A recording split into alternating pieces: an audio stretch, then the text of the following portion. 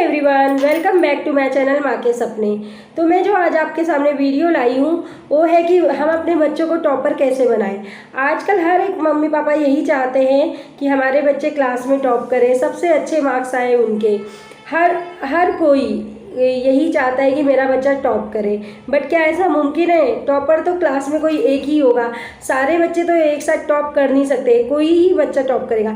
तो आप ये सोचते होंगे कि जो बच्चा टॉप करता है आखिर उसमें ऐसा क्या खास है कि जो बच्चे टॉप करते हैं वो भी तो कहीं और से तो रहते नहीं है, वो भी हम में और आप में से ही एक होते हैं। बट वो बच्चे टॉप कैसे करते हैं? आपने कभी ये सोचा है इस बारे में? अगर आप भी अपने बच्चों को टॉपर बनाना चाहते हैं तो आप मेरी कुछ बातों का ध्यान रखिए। मैं आपको ये एग्जाम्पल के तौर पे समझा रही हूँ। जैसे कि हम कोई भी बीज मिट्टी में लगाते हैं तो क्या उसके बाद तुरंत ही उसका पौधा निकल आता है? नहीं ना, हमें उसे पानी देना पड़ता है, उसे सनलाइट में रखना पड़ता है, उसके बाद ही वो पौधा निकलता है और उस पौधे की फिर केयर भी करनी पड़ती है। अगर हम ये सोचे वो पौधा बहुत ही जल्दी बड़ा हो जाए और उसमें ढेर सारा पानी ढेर सारा खाद डाल दे तो क्या वो पौधा बड़ा हो जाएगा जल्दी? बिल्कुल भी नहीं। वो पौधा बड़ा होने की जगह बल्कि उसके रूट सड़ जाएंगे और फिर वो ग्रो नहीं करेगा, उल्टा वो मुरझा जाएगा, ख़त्म हो जाएगा। तो वैसे ही हमारे बच्चे भी होते हैं। अगर हम उनको हमेशा ये बोले तू इसमें भी टॉप कर, तू उसमें भी टॉप कर, हर सब्जेक्ट के लिए हम अगर अपने बच्चों को अलग अलग टीचर के पास भेजें, साइंस के लिए अलग टीचर, मैथ्स के लिए अलग टीचर, हर अलग अलग ट्यूशन में भेजें कि ये साइंस अच्छा पढ़ाती है, ये मैथ्स अच्छा पढ़ाती है, इस तरह से अगर हम अपने बच्चों को अलग अलग ट्यूशन में भेजते हैं तो क्या हम बच्चों के साथ सही करते हैं? बिल्कुल भी सही नहीं करते। हम अपने बच्चों पर इतना बर्डन डाल देते हैं कि बच्चा फिर उससे ही भागने लगता है। चाहे हम कितना भी अच्छा उसके लिए ट्यूशन लगा ले, बट बच्चे को कोई फ़र्क नहीं पड़ता, बच्चा उससे दूर भागता है, वो पढ़ाई पे बिल्कुल भी ध्यान नहीं देता और फिर वो टॉप करने की जगह उल्टा और नीचे जाता है। तो अगर हमें अपने बच्चों को टॉपर बनाना है तो हमें कुछ टिप्स तो फॉलो करने होंगे ना। पहले तो आपको अपने बच्चे को दूसरे के बच्चों से कंपेयर करना बंद करना पड़ेगा। अपने बच्चों को बार बार ये नहीं बोलना पड़ेगा देख उसने कितना मार्क्स लाया, तूने इतना कम क्यों लाया। जब आप बच्चों को किसी और से कंपेयर करते तो उन्हें हर्ट होता है। जैसे अगर बच्चे ही हमें किसी और पेरेंट्स के साथ कंपेयर करते हैं कि उनके पास तो ये है, उनके पास वो है, तो हमें हर्ट होता है ना, उसी तरह बच्चों को भी हर्ट होता है। तो प्लीज़ अपने बच्चों को आप कंपेयर ना करें। हाँ, डांटे, पेरेंट्स का अधिकार होता है बच्चों को डांटना, अगर वो गलत कर रहे हैं तो उन्हें समझाना अधिकार है हमारा, लेकिन ये नहीं है कि हम बार बार उसे किसी से कंपेयर करें। हाँ, कभी अगर समझाने के लिए उन्हें बोलना पड़े तो ठीक है, लेकिन बार बार कंपेयर मत कीजिए। कभी कभार अगर आपको ऐसा बोलना पड़ रहा है तो चलिए, बच्चा इतना उसको नहीं लेगा, समझेगा, लेकिन अगर आप बार बार उस बच्चे को किसी और बच्चे से कंपेयर करेंगे तो बच्चों को ये चीज़ हर्ट होती है और फिर बच्चे आपकी बात समझने की बजाय आपसे और गुस्सा हो जाते हैं। तो मेरी यही बात मानिए कि आप अपने बच्चों को किसी के साथ कंपेयर मत कीजिए। और दूसरी बात, आप अपने बच्चों को थोड़ा सा समय दीजिए, उनके साथ बैठिए, देखिए उनको प्रॉब्लम कहाँ है, किस सब्जेक्ट में प्रॉब्लम है, मैथ्स में, साइंस में, या किस सब्जेक्ट में। या हो सकता है आपके बच्चे को किसी सब्जेक्ट में प्रॉब्लम नहीं है, सिर्फ वो इंटरेस्ट ही ना लेता हो पढ़ाई में। तो आखिर क्यों वो इंटरेस्ट नहीं लेता, ये वजह जानने की आप कोशिश कीजिए। और जैसे हमारा पौधा धीरे धीरे बड़ा होता है ना, वैसे बच्चे में भी इम्प्रूवमेंट होगा, बट वो धीरे धीरे होगा। आपको अपने बच्चों पर भरोसा करना होगा, बच्चों से हमेशा कहना होगा कि बेटा मुझे पता है कि तू ये कर सकता है और तू ये करेगा। जब आप अपने बच्चों पर इतना विश्वास दिखाएंगे ना तो उसे भी कहीं ना कहीं ये लगेगा कि मेरे मम्मी ने, मेरे पापा ने मुझ पर इतना विश्वास किया है तो मुझे भी करना चाहिए। और वो बच्चा धीरे धीरे खुद में बदलाव लाएगा और इम्प्रूवमेंट करेगा, ज़रूर करेगा। तो मैं यही कहती हूँ कि बच्चों के ऊपर ज़्यादा पढ़ाई का बर्डन मत दीजिए। हाँ, उसको पढ़ाई कराइए, ये नहीं कहती कि उसको पढ़ाई बिल्कुल भी मत कराइए। कोई भी बच्चे खुद से पढ़ाई नहीं करते, चाहे वो आपके हो या मेरे हो, हर बच्चों को हमें बोलना पड़ता है पढ़ाई करने के लिए। जो बच्चे पढ़ाई में अच्छे होते हैं ना, उनको भी हमें बोलना ही पड़ता है कि बेटा पढ़ाई कर ले। मैं भी अपने बेटे को रोज़ बोलती हूँ बेटा पढ़ाई कर, तो ही वो पढ़ाई करने बैठता है। खुद से कोई भी बच्चा पढ़ाई करने नहीं बैठता। तो वही मैं बोल रही हूँ कि आप अपने बच्चों को पढ़ने के लिए बोलिए, उनका एक टाइम टेबल फिक्स कीजिए कि हाँ तुझे इतने बजे पढ़ना है। आप बच्चों को घंटे में मत दीजिए कि हाँ तुझे 2 घंटे पढ़ना है, 4 घंटे पढ़ना है, बल्कि उसको कोई एक लेसन या फिर कोई एक सब्जेक्ट, उस लेसन का कोई एक इम्पॉर्टेंट पॉइंट हो जो आपको बोलना है कि बेटा ये आपको करना है आज।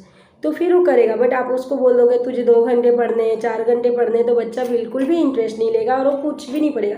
हाँ, हो सकता है वो आपके डर से बुक लेके बैठे, बट बुक उसके हाथ में रहेगी और वो पढ़ेगा कुछ भी नहीं, उसके माइंड में कुछ भी नहीं जाएगा। इसलिए आप बच्चों को घंटे के हिसाब से मत पढ़ाइए, आप बच्चों को उनके सब्जेक्ट के हिसाब से पढ़ाइए। एक साथ ही सारे सब्जेक्ट मत लेके बैठिए कि तुझे हिंदी करना है, मराठी करना है, मैथ्स करना है, सारे सब्जेक्ट कभी भी एक साथ मत लीजिए। आप उसे एक एक सब्जेक्ट डेली दीजिए, आप उसकी डेली पढ़ाई लीजिए। ये नहीं कि जब एग्जाम आए तभी वो पढ़ाई करे, आप उसका डेली पढ़ाई लीजिए। डेली उसे, अगर छोटे बच्चे हैं तो उनके लिए आधा घंटा काफ़ी है, लेकिन जो हमारे बच्चे 9th में हैं, 8th में हैं, उनके लिए आधा घंटा काफ़ी नहीं है। उनको पढ़ना होगा, कुछ ज़्यादा समय तक पढ़ना होगा और ये चीज़ वो समझेंगे। जब आप उन पर विश्वास दिखाएंगे तो ये चीज़ वो समझेंगे कि हाँ, मेरी मम्मी तो मुझ पर इतना भरोसा करती है, तो फिर मुझे वो करना ही पड़ेगा और वो धीरे धीरे खुद में भी बदलाव लाएगा। तो मैंने आज आपको अपने वीडियो में जो बताया उसके सारे इंपॉर्टेंट पॉइंट्स आपको एक बार बता देती हूँ कि आप अपने बच्चों को कभी भी किसी और के साथ कंपेयर मत कीजिए, अपने बच्चों पर भरोसा कीजिए। अगर आप उस पर भरोसा करोगे तो उस भरोसे पे वो खरा उतरने की पूरी कोशिश करेगा। और अगर आपके बच्चे को सच में कोई प्रॉब्लम है तो उसे समझने की कोशिश कीजिए कि उसे क्या प्रॉब्लम है और उस प्रॉब्लम को दूर करने की कोशिश कीजिए। और अपने बच्चों की पढ़ाई को घंटों के हिसाब से न लेकर उसके लेसन के हिसाब से, उसके सब्जेक्ट के हिसाब से पढ़ाइए। उसके इम्पॉर्टेंट पॉइंट पर आप जोर डालिए। ये नहीं कि पूरा लेसन बेटा तुम्हें आज ही फिनिश करना है, ऐसा नहीं है। बट आप जो भी पढ़ो वो दिल लगा के पढ़ो, पूरे ध्यान से पढ़ोगे। आप जो भी पढ़ो वो आपको याद रहे। और आपको अपने बच्चों को समझाना होगा कि वो अपने क्वेश्चन आंसर को रट्टा न मारे, बल्कि उसको समझने की कोशिश करे कि उसमें क्या बताया गया है, उसे अपने शब्दों में समझे। क्योंकि जब वो उसे अपने शब्दों में समझेंगे तो वो उसे अच्छी तरह से लिख पाएंगे, और जब वो रट्टा मारेंगे तो वो उसे अच्छी तरह से नहीं लिख पाएंगे। हाँ, हो सकता है कल एग्जाम है, आज रट्टा मारा है तो उसे अच्छे से लिख ले, बट हफ्ते 10 दिन बाद वो उसके दिमाग से निकल जाएगा। और हमें बच्चों का फाउंडेशन मजबूत करना है। जब फाउंडेशन मजबूत रहेगा तो ही बिल्डिंग ठहरेगी। अगर फाउंडेशन ही कमज़ोर है तो उसके ऊपर बिल्डिंग कभी ठहर नहीं सकती। उसी तरह हमें हमारे छोटे बच्चों को ही स्टार्टिंग से ही पढ़ाई में ध्यान देने के लिए कहना पड़ेगा। क्योंकि अगर हम स्टार्टिंग में ध्यान नहीं देते तो बड़े होकर कुछ नहीं करते हैं, फिर वो हमें बहुत बड़ी प्रॉब्लम लगती है। बट अगर हम छोटे से ही उन पर ध्यान देंगे तो फिर बड़े होने के बाद हमें ऐसी कुछ प्रॉब्लम होगी नहीं। और अगर आपका बेटा 7th में, 8th में, 9th में है और वो पढ़ाई पे ध्यान नहीं देता है तो आपको उसको लेकर बैठकर समझना चाहिए कि प्रॉब्लम कहाँ है। और आप धीरे धीरे कीजिए, ऐसा नहीं कि एक ही दिन में सब हो जाएगा, धीरे धीरे होगा। लेकिन उन बच्चों का भी होता है, जब आप उन पर भरोसा करते हैं तो वे बच्चे भी खुद में बदलाव लाते हैं और करते हैं। क्योंकि बच्चे बहुत समझदार हैं, आज के डेट के बच्चे हमसे ज़्यादा समझदार हैं, उनका दिमाग हमसे कहीं ज़्यादा चलता है। और मैं यही कहूँगी सबसे मोस्ट इम्पॉर्टेंट पॉइंट कि आप अपने बच्चों के साथ क्वालिटी टाइम स्पेंड कीजिए। जिस टाइम आप अपने बच्चों को समय दे रहे हैं उस समय ना आपके पास हाथों में मोबाइल होना चाहिए, ना ही घर में टीवी ऑन होनी चाहिए, बल्कि सिर्फ आप और आपके बच्चे होने चाहिए। आप उनकी बातें सुनिए, अपनी बातें सुनाइए। इस तरह से जो पेरेंट्स और बच्चों के बीच में जो बॉन्डिंग होती है वो भी मजबूत होती है। अगर आप इन टिप्स को फॉलो करेंगे तो आपके बच्चे में ज़रूर इम्प्रूवमेंट होगा। क्योंकि जब भी किसी भी टॉपर का आपने इंटरव्यू सुना होगा तो उसने कभी ये नहीं कहा होगा कि मैं सिर्फ और सिर्फ पढ़ाई करता था या करती थी। वो ये कहेगा कि मैं पढ़ाई के साथ ये भी करती थी, बाहर भी जाती थी, टीवी भी देखती थी, सब करती थी। बट हाँ, एक बैलेंस टाइम पे करती थी। अपने टाइम को मैंने अच्छी तरह से बैलेंस किया था कि किस टाइम मुझे क्या करना है। तो उसी तरह आप भी अपने बच्चों के टाइम को बैलेंस कीजिए, उनका एक टाइम टेबल बनाइए और उनका साथ दीजिए, उन पर भरोसा कीजिए। फिर देखिए आपके बच्चों में कैसे इम्प्रूवमेंट होगा और एक दिन वो भी वो करेगा जो आप चाहते हो।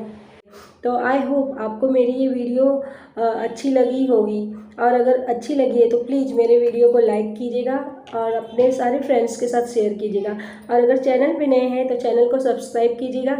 तो मिलते हैं नेक्स्ट वीडियो में, तब तक के लिए बाय बाय।